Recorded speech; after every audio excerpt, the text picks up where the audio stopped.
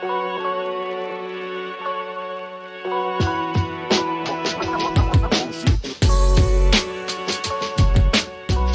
let's start with the rapid fire round. Yeah. At what age do you want to retire?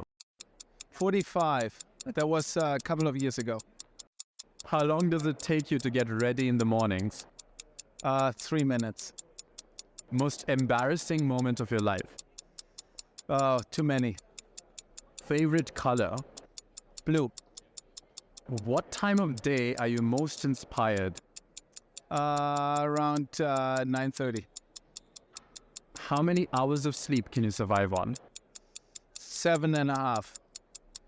Fill in the blank. An upcoming technology or marketing trend is blank. I have no clue.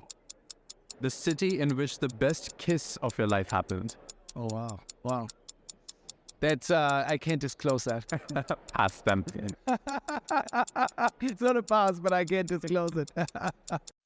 Pick one, Mark Zuckerberg or Elon Musk. Elon. The biggest mistake of your career. Starting in an industry that is a low margin industry. How do you relax? Kite surfing, sailing, snowboarding. How many cups of coffee do you drink per day? Too many, probably 5. A habit of yours that you hate. I have no patience. The most valuable skill you've learned in life. Valuable skill. It's a good question. Being edgy. One word description of your leadership style. Centered, edgy, innovative. Edgy sounds like a repetitive word in this interview. Top priority in your daily schedule. Doing something new, something fun. Ideal vacation spot for relaxation. Any kind of big wave. Key factor for maintaining a work-life balance. Relaxing on the weekends, taking the weekends off, having some good summers, and just getting some time off with family and friends. Okay, so that was the end of the rapid fire round. Now we can go on to the longer questions, which you can answer with as much ease, thought, time as you like. The first one is, what inspired you to establish the WEF Global Lighthouse Network, and what impact do you hope it will have on global supply chains? So the inspiration came from literally looking at the old days when lean was invented. Everyone was traveling to Japan to understand what Toyota, Honda, others had done in terms of lean manufacturing. And then they came back to their own factories and would kind of build their own production system and make it their very own. What we figured out with the fourth industrial revolution, there was nothing such as one place to travel to. So the inspiration was to create this platform where you would go to and find the best kind of supply chains of the world that have embraced technology to drive outsized impact. That is a lighthouse platform. At the moment, we have 153 lighthouses on that platform, and it gives us a future, a view into what manufacturing will look like. And what are the challenges you've encountered with this and trying to make this happen? Are there any regulatory challenges or anything that poses a risk? There are many challenges as we're embarking on that journey, and I would say we're still at the very beginning of this journey. It's leadership challenges, staying focused, like literally planning ROI back and connecting it to the business strategy, the entire change management that is needed to bring in these new ways of working that augment the frontline and the workforce. And it's literally, it is about modernizing the technology stack to allowing seamless and easy adoption. I think it's all about user adoption. So Gen AI is a big topic these days. I believe it will not bring so many new use cases, but it will make the user adoption and the user interface so much easier that we will see faster adoption. So if it's not Gen AI, then what is not so much highlighted by the world today that is going to take its place? I think it's like, look, the fun part of this is that probably manufacturing companies will be the biggest technology companies in the world because all these technologies are coming together on the shop floor, be it robotics, be it IoT, Gen AI, 3D printing, any kind of technology is coming together on the shop floor and needs to be put together to drive real kind of impact on the shop floor. So your expertise spans various industries from technology to consumer goods. How do you approach implementing Industry 4.0 technologies differently across these sectors? Excellent question. So we found that it doesn't matter really in which industry you are. That's why we set up the World Global Lighthouse Network with the World Economic Forum, industry agnostic. So we have lighthouses. A big portion comes from advanced industry, electronics industry, but then there's also a big set from consumer product group companies, CPG, from life science, from process industry. So it's going across. I think the learning is really cross-industry. Of course, every industry, but even every factory and every company has different goals to achieve, be it agility, sustainability, quality, productivity, or workforce engagement. And as such, it always depends on what you want to achieve and how do you put that together. Is there any memorable non-tech adoption of this that you can talk about today with a particular company, anything that comes to mind? Well, I think there are many industries that I would not say tech industries. So you could say all the consumer good companies that are adopting it. We had one of the latest lighthouses comes from the beauty industry. We have lighthouses in terms of steel making. So any kind of manufacturing company is benefiting from the technology and how we are bringing the technology to improve sustainability, but also productivity or literally just kind of the workforce engagement. So as the head of global operations technology at McKinsey Company, what do you see as the biggest hurdles for companies transitioning from Industry 4.0 to Industry 5.0? Couple of things. Number one, leadership, like really staying focused on what outcomes you want to drive and put the right use cases behind it. Number two is scaling. From the very get-go, think about how do you scale the use cases across the network. Number three is change management. How do you take your management along? And then how do you kind of get user adoption with your workforce? And then lastly, I think it's about modernizing the tech stack in a way that you're not running too fast ahead. You want to do this in a self-funding way, and you can do that. But you can also not wait until the very last minute to upgrade your technology. And what advice would you give to companies who want to stay ahead of the curve in this next industrial revolution? Learn from the Global Lighthouse Network. See what use cases have been successful adopted, what return on investment they will give. We have over 700 use cases that we are seeing used over and over again.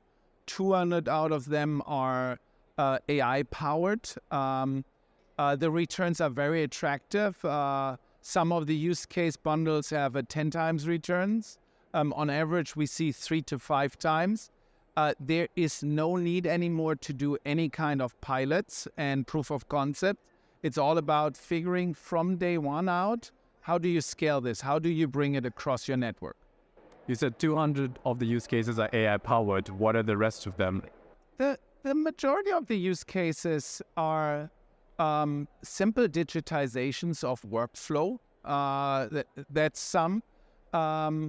Others are just connecting data and creating the transparency for faster decision making.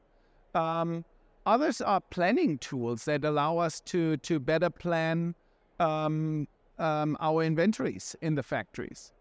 Some of them need AI. Some of them start with pure transparency and then later get AI introduced. So you've been involved in both academia and industry with a background in mechanical engineering and a PhD in the field. How do you see the role of academia evolving in shaping the future of manufacturing at Industry 4.0? The PhD is a couple of years now ago, but I'm still very connected to research and to academia. I would say bluntly, at the moment, we need to figure out the innovations that we have there. How do we adopt them and how do we bring them to work rather than trying to innovate something new? But to do that, I think there's a lot of research needed to figure out what is holding us back on user adoption. How can we simplifying user interfaces and how do we make literally technology work more seamless together? So that's where I believe the research can really help because it's all an adoption game. And what do you think universities can do or research institutions can do to better prepare students for the demands of Industry 4.0 and beyond? So I would say twofold. I think they have a really big mandate in terms of upskilling our new engineers, the next generation of engineers. They need to learn very different stuff than I have learned when I did my mechanical engineering studies. Now they need to understand robotics. They need to understand AI. They need to understand IoT. They need to understand how these things work together. They need to work with 3D printing. So all these technologies they need to understand, but they need to understand in a systems engineering mindset how they are coming together and how they are creating value. I think that's a huge upskilling that we need to do with our future engineers. I think secondly, I think there's a lot of inspiration needed that we bring more students into engineering classes. And then thirdly, I think, as we talked before, there's some research that still needs to happen to further drive adoption and user adoption. So given your leadership role in McKinsey's technology ecosystem for Industry 4.0, could you elaborate on the key components of this ecosystem and how it supports clients in their digital transformation journeys? Well, the key components are, from the get-go, we need the tech industry to come up with the right technology that's easy to use. I think that's part, and there's an entire technology stack that's needed. Secondly, I think we have the entire need for upskilling of the workforce, but also of the management that needs to happen. That can either happen in the universities, but it also needs to happen literally on the job in the company. So there, the private sector has to play a big role. And then we need to drive the digital transformation, and that's literally has to happen out of the private sector. Now, the public sector plays also an important role to bring in kind of the right boundaries and how do we use, for example, in a responsible way, Gen AI, how do we set the right boundaries with data privacy and things like cybersecurity? So it's a play of private, public sector, academia, technology companies that's coming together. So let's pivot to what your typical day at work looks like. So you wake up in the morning and then? I wake up in the morning, get a cup of coffee. Typically, I try to do a couple of the bigger problems I try to solve in the morning when I'm still fresh. Then after lunch, I'm doing the majority of my meetings. And then I try to do at the end of the day, not at the beginning of the day, all the emails and all that stuff. And then it starts over again. How many meetings would you say you handle per day on an average? It's a wide variety. Sometimes it's 3 to 5 meetings. Sometimes it's 20 meetings.